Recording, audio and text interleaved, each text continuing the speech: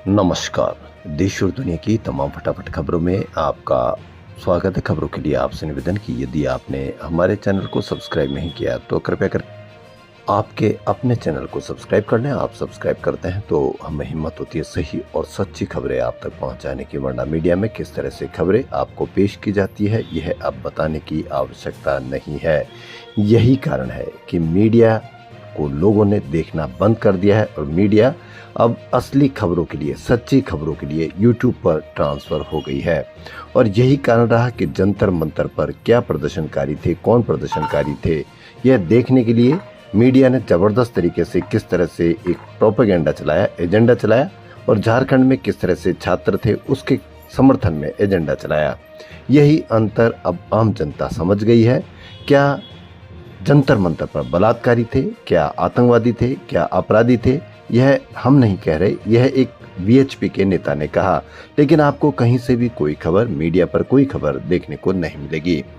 तो क्या है आज की वो बड़ी खबर जो मीडिया पर आपको बिल्कुल भी देखने को नहीं मिलेगी, और अगर यदि देखने को मिलेगी तो वो भी नेगेटिविटी के साथ, ताकि आपके मन में अगर कोई अच्छी खबर भी हो तो भी उसके खिलाफ मन में नेगेटिविटी पैदा हो जाए। तो क्या है आज की वो बड़ी खबरें। कांग्रेस नेता राहुल गांधी को आय से अधिक संपत्ति के आरोपों की जांच के मामले में सुप्रीम कोर्ट से बड़ी राहत मिली है। कहीं से भी कोई खबर नहीं होगी, कहीं पर भी। सुप्रीम कोर्ट ने राहुल गांधी की याचिका पर इलाहाबाद हाई कोर्ट में होने वाली अगली सुनवाई पर रोक लगा दी। कोर्ट ने शिकायतकर्ता सीबीआई और ईडी को नोटिस जारी किया है। अदालत ने प्राकृतिक न्याय के सिद्धांतों का हवाला देते हुए मामले की समीक्षा करने का फैसला लिया है। इलाहाबाद हाईकोर्ट के इसी फैसले को सुप्रीम कोर्ट में चुनौती दी गई थी। इस पर सुनवाई करते हुए शीर्ष अदालत ने राहुल को राहत दी है। कांग्रेस सांसद की याचिका पर सुनवाई के दौरान कोर्ट में पेश हुए वरिष्ठ अधिवक्ता कपिल सिब्बल ने कहा कि याचिकाकर्ता आरएसएस का कार्यकर्ता है, जिसने राहुल गांधी को बदनाम करने के इरादे से कई याचिकाएं दाखिल की है। एक भी किसी भी मीडिया पर कार्यकर्ता जिसने याचिका लगाई है उसके खिलाफ या उसके पक्ष में या उसके समर्थन में किसी भी याचिका पर कोई चर्चा नहीं होगी।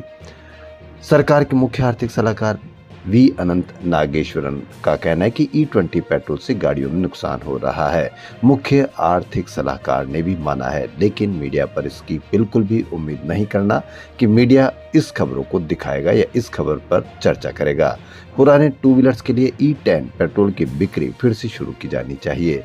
नागेश्वरन ने द इंडियन एक्सप्रेस में लिखे अपने आर्टिकल में कहा कि भारत ने पेट्रोल में एथेनॉल मिलाने का लक्ष्य समय से पहले हासिल करके अरबों रुपए तो बचा लिए, लेकिन अब नया संकट खड़ा हो रहा है। जी हाँ, नया संकट, गाड़ियों में नुकसान हो रहा है, लेकिन बार बार विशेषज्ञों के कहने पर भी इस तरह की बात नहीं मानी गई। और मीडिया पर एथेनॉल मिलाया क्यों जा रहा है, एथेनॉल मिलाने से क्या गड़बड़ हो रही है, इसके बजाय मीडिया ने बताया कि विदेशों में कितना प्रतिशत एथेनॉल मिलाया जाता है। मीडिया ने यह नहीं बताया कि यदि एथेनॉल से मिलावट वाला कोई पेट्रोल नहीं खरीदना चाहे तो उसके लिए क्या व्यवस्था होनी चाहिए। लेकिन मीडिया ने इस तरह से आपको संतुष्ट करने की कोशिश की, लेकिन हो सकता है कि अब आम जनता संतुष्ट नहीं होती है।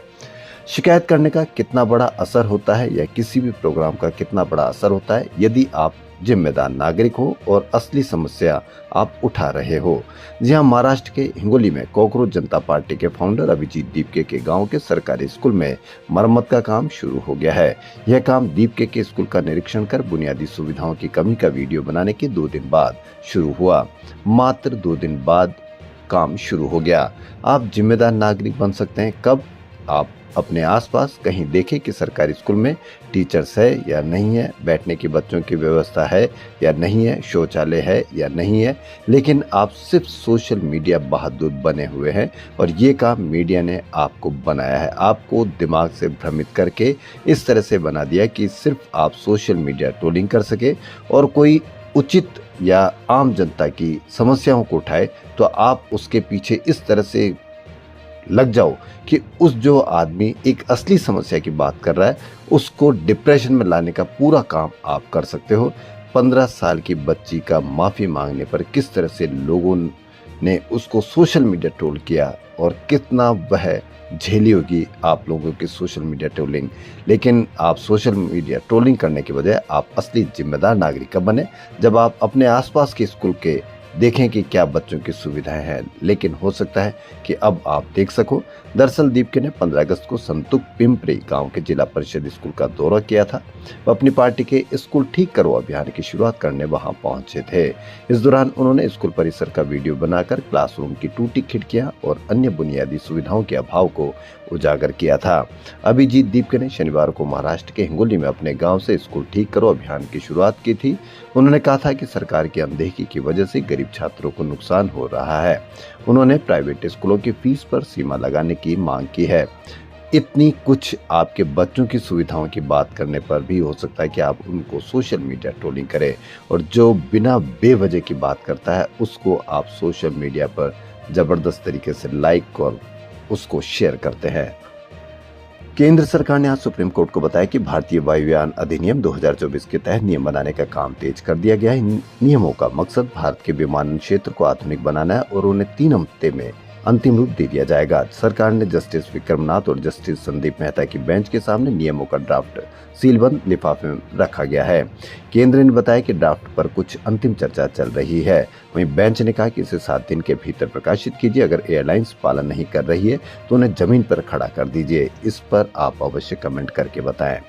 दिल्ली में जंतर मंतर पर कोकरोच जनता पार्टी के आंदोलन को लेकर विश्व हिंदू परिषद के राष्ट्रीय संगठन महामंत्री मिलिंद परांडे ने विवादित बयान दिया है। परांडे ने कहा कि इस आंदोलन में करीब 2800 हिस्ट्री शीटर, 60 हत्यारे और 100 से ज्यादा बलात्कारी शामिल थे। बिल्कुल एक आंकड़ा परफेक्ट, यानी 2800 हिस्ट्री शीटर, 60 हत्यारे, 100 से ज्यादा बलात्कारी। ऐसे ही किसान आंदोलन में इसी तरह से बलात्कारी को, ताकि आम आदमी के मन में किसी भी प्रदर्शन के खिलाफ इतनी नेगेटिविटी भर जाए कि उनकी जायज मांगे भी आप सोशल मीडिया ट्रोल करके उनको बर्बाद कर सको और उनके प्रदर्शन को बदनाम कर सको।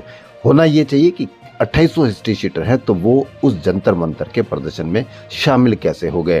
हिस्ट्री शीटर शामिल हुए या उनको शामिल किया गया, इसकी वास्तव में जांच की जानी चाहिए कि 60 हत्यारे, 100 से ज्यादा बलात्कारी इन्होंने गिन कैसे लिए, इनके पास रिपोर्ट कैसे आई।